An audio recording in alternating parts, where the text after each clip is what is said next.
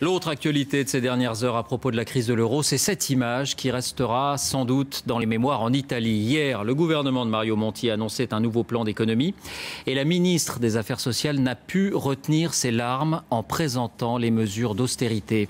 À Rome, Renaud Bernard, Karine Guillaume.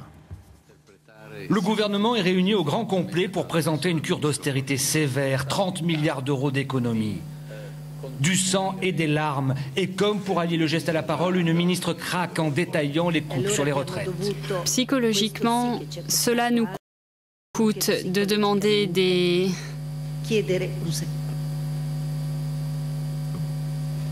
Un long moment de solitude.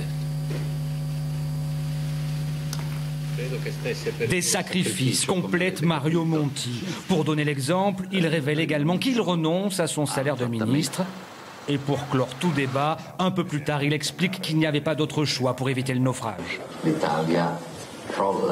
L'Italie s'écroulait. Nous allions dans la même direction que la Grèce.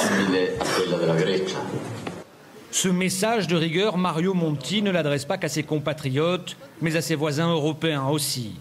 Stigmatisé hier, l'Italie veut aujourd'hui se montrer exemplaire. Bonsoir Renaud Bernard, on vous retrouve en direct. C'était le baptême du feu pour le gouvernement Monti. Est-ce que l'opération est réussie? Est-ce que ces larmes ont ému l'Italie?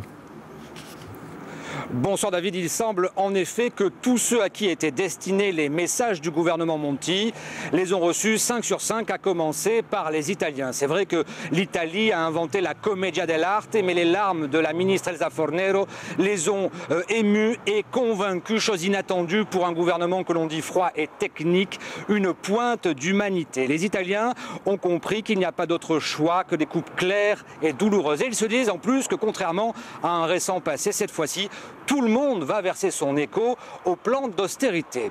Deuxième cible de Mario Monti, les marchés, ceux qui tous les jours prêtent de l'argent à l'Italie pour financer sa dette. Et bien là aussi, accueil positif pour la première fois depuis 2 mois. Les taux d'intérêt sont passés en dessous du seuil critique des 6%, comme si, avec des larmes et des paroles claires, tout d'un coup, l'Italie était redevenue solvable.